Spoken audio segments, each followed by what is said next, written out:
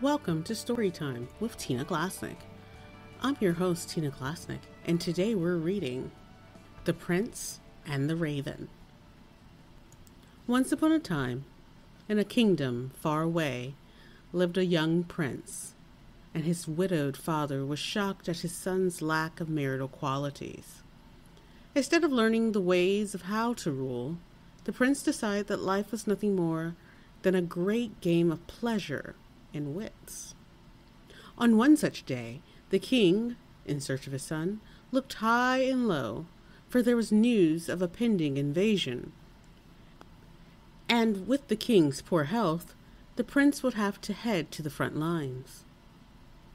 The prince was not in the library studying.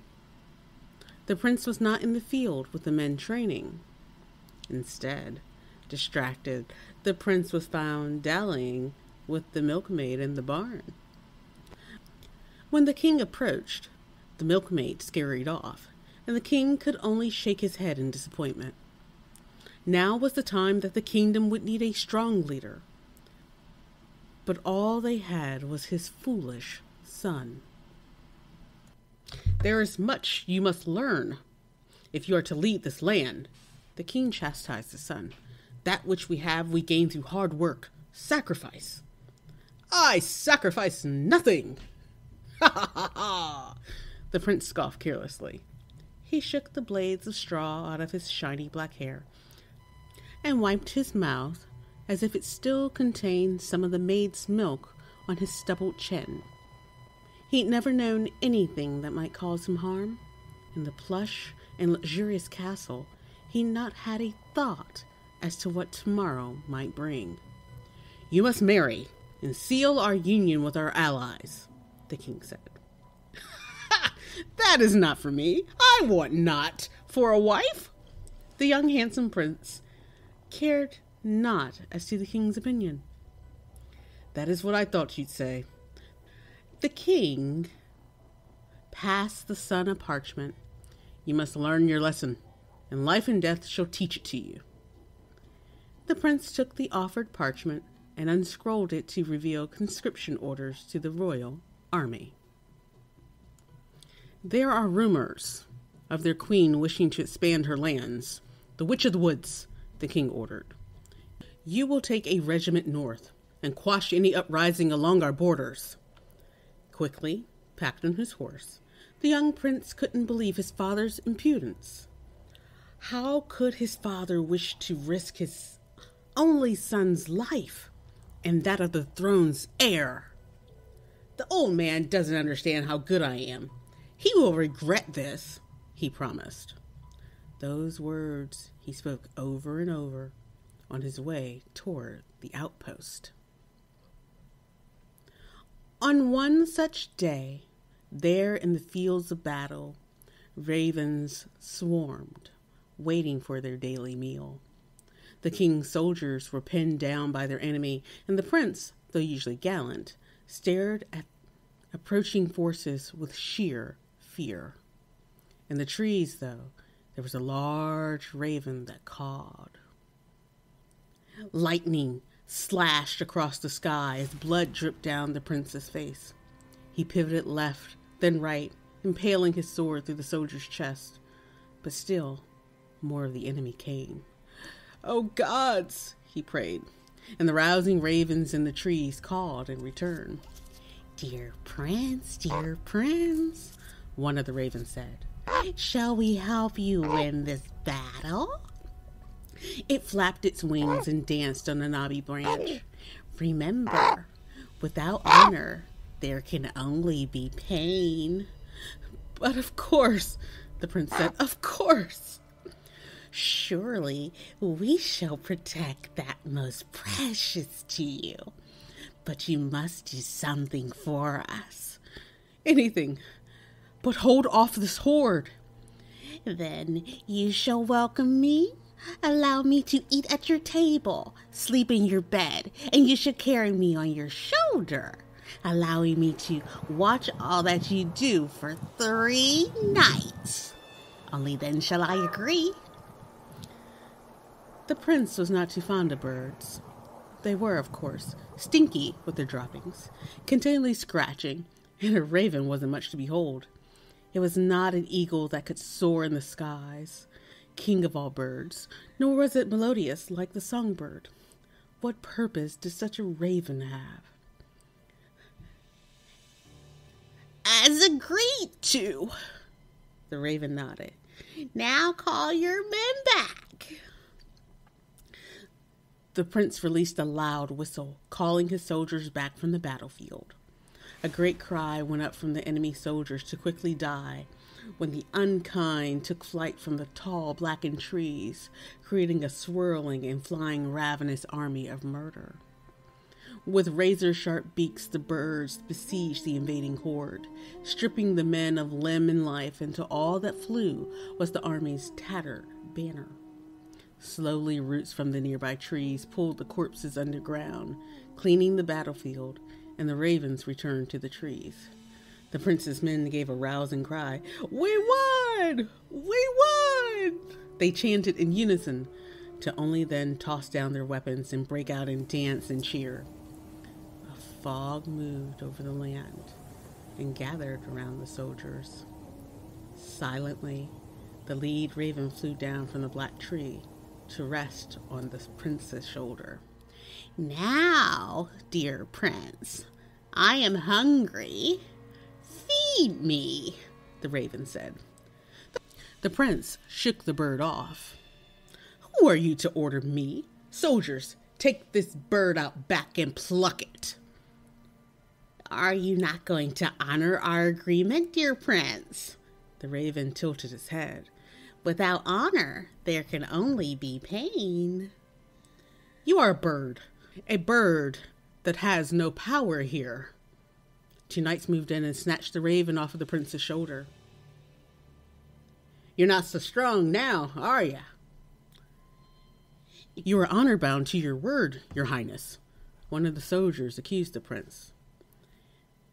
"Has the raven infected you with such nonsense? Dear men, pluck the bird and tar and feather the one who dare speak against me." With a grand laugh, the prince threw back his head and waved his men onward to the nearby tavern. He'd won with his wits. The raven was taken away, and the prince and his men made merry. All night they celebrated their victory, drinking of the sweet mead, tasting of the beautiful women, and rousing in all things libertine. The world was his oyster and for the taking, and he needed not listen to anyone or anything. On the next night, the rousing celebration continued in the tavern. Packed full of the prince's carousing knights, the prince sat at the front of the tavern on an elevated platform on a makeshift throne. The door flew open, and one of the men he'd sent to take care of the raven yesterday returned ghostly white, gesturing and stuttering. "Come now, man. Tell us of your great feat. And where's your comrade who now wears the raven's black feathers?" That is no normal bird, my lord," the soldier said and dropped to his knees. The prince leaned forward and stared at the man whose eyes now glowed white, and large teardrops raced down his dirty face. "A bird is a bird. I will not entertain this preposterousness." The room grew quiet as all looked on, and the man mumbled, "Darkness comes 10 men deep, unless your word you keep. All those here will wear the curse, unless you, my lord, do honor that word, given to the fowl, for when night cometh, all will bow." The prince bristled at the murmuring, and he felt all the eyes of those present watching his every movement, waiting for his reaction. The raven wished to use him like a puppet on a string. There could only be one solution. He pushed up from his chair. "I will give the man who returns with the raven 100 thaler. Gold could, of course, solve everything, and 100 thaler was practically a small fortune, more than most of those present could ever earn in a year, let alone a day for such a trivial task. No one moved until a brawny knight dressed in a threadbare tunic, stood to attention and cleared his throat.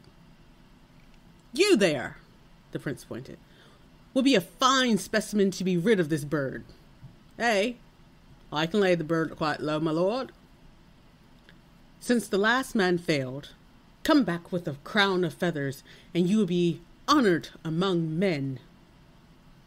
The prince knew just how to stir up those around him, to cause them to act. "Who would join me?" the man asked. "I," 3 men in unison, and under the rousing boot-stomping and tankard-slamming, the 4 men left to make their way back toward the battlefield, and thick trees where the ravens rested. The prince did not care how many men he had to sacrifice for this cause. "Let us make merry, men," the prince encouraged, and another loud cry went up in the tavern. 1 hour passed, 2, and then 3, and it was time for dinner to fill the bellies of those present. The prince had spared no expense, providing a succulent feast of foods only fit for royalty: meats and cheeses, bread and wine, even mince pies.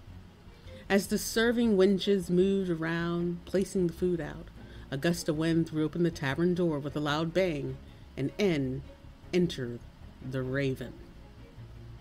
All carousing ceased as the gathered men looked on. The 4 men who'd gone off to find her were nowhere in sight. "I have come for you to honor your debt, dear prince," the Raven said. "Where are my men?" the prince asked. "Dinner."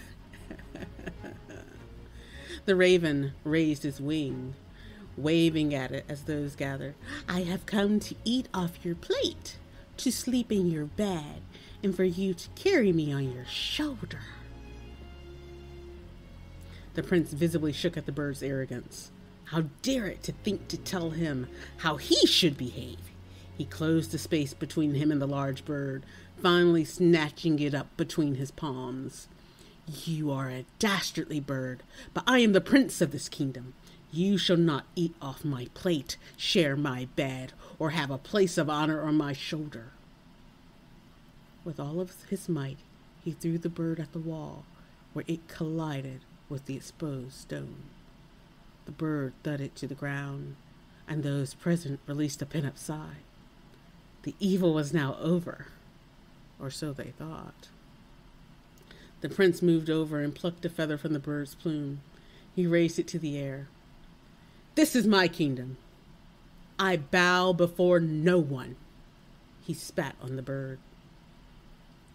The air shifted in the room, swirling and gathering speed, lifting the seemingly dead bird. The tankards clattered, chairs shook, windows rattled. In a cloud of dust and dirt, the bird changed into a glamorous queen. Power emanated from her. She snapped her fingers, and into the room headed the slain from the battlefield, reanimated, accompanied by her unkindness of ravens. "Without honor, there can only be pain for you and all of your men," she said. The whirlwind of hungry ravens feasted on the prince's men. The cacophony of the struggle between life and death, the soundtrack of horror. The prince scurried away to cower behind his makeshift throne, but he could not escape the Raven Queen's scrutiny.